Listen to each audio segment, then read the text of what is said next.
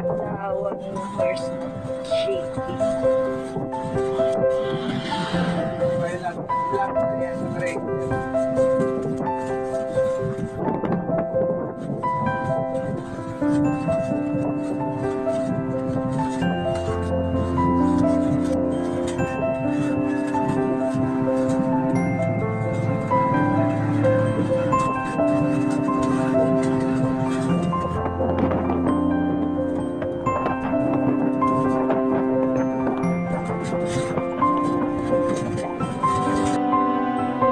Simula na naman ng magandang umaga.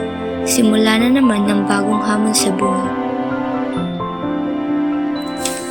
Kasama ni Tio Sandy ang kanyang mga anak papunta sa palayan.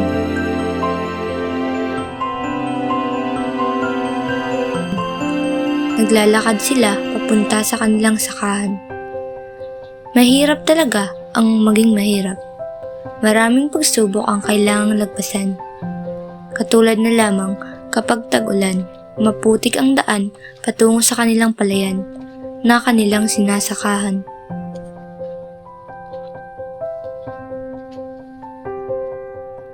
Habang naglalakad si Tio Sandy ay dala-dala niya ang mga gagamitin sa pagsasaka. At ang kanyang anak naman ay naglalakad, dala-dala ang lamesa.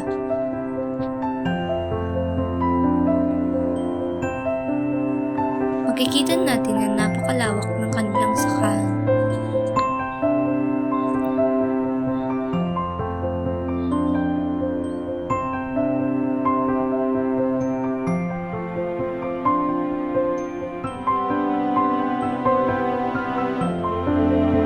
Pagkarating nila sa kanilang kubo, ang kanyang asawa ay agad na nag-aasikaso ng kanilang agahan. Habang si Tio Sandy ay nagpapakain ng kanyang alagang mga tilapia.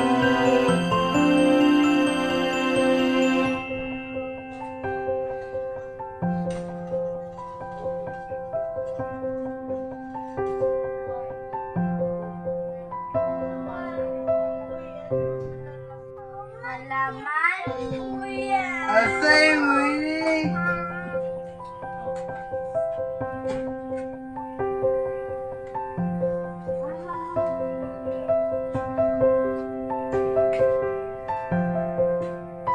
Uy, sa kuyang karne.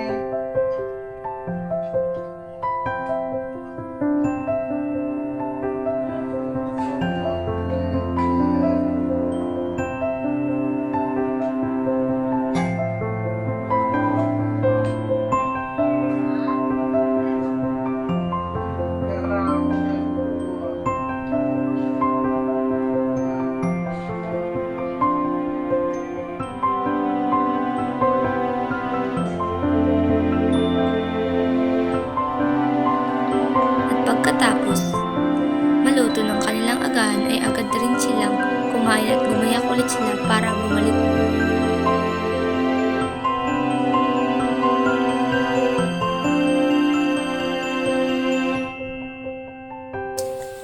Ang pagsasaka ay hindi biro.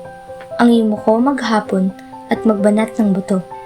Napakadaming proseso ng pagsasaka mula sa pag-aararo, pagtatanim at pag-aani hanggang sa pagbilad ng palay upang maging bigas. At bukod sa pagsasaka ay may iba pang hanap buhay si Tio Sandy tulad ng pagtatanim ng iba't ibang gulay at pag-aalaga ng mga hayop gaya ng baboy, manok, tilapia at iba pa. Bagaman parehong nakalubong ang ating mga paa sa marahas na lipunan, sadyang mas maputik ang kanilang nilulubugan at nilalakaran. Ano sabi mo sa bagong liberasyon na yan? Na ang mga ginagagal pa lang bilang isang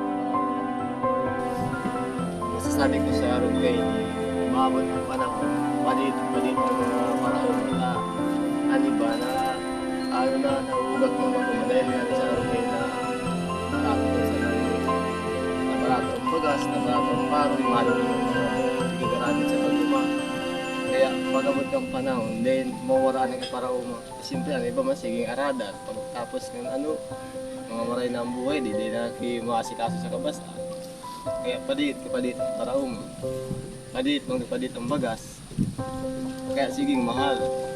Pakunta ko lang parauma, dakol ang naani, di ba mahal ang bagas. Isa pa interview sa mga pwede. Walang anuman.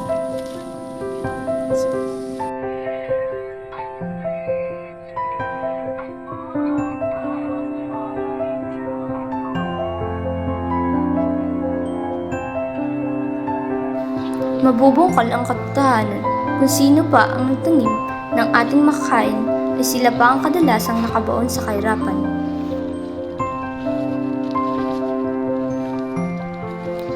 Sagana sa yaman ang lupa ng Pilipinas, ang sektor ng pagsasaka, pati na ang pamamalakay, na sumusustena sa pagkain ng malaking populasyon ng bansa.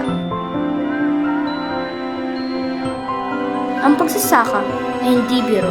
Ang magsaka, ang yumuko maghapon, ang magbanat ng buto, ang umasa sa ulan habang natutuyot ang bulsa, sa kakapatubig. Ang salamin ng kasipagan, ngunit salamin pa rin ng kahirapan.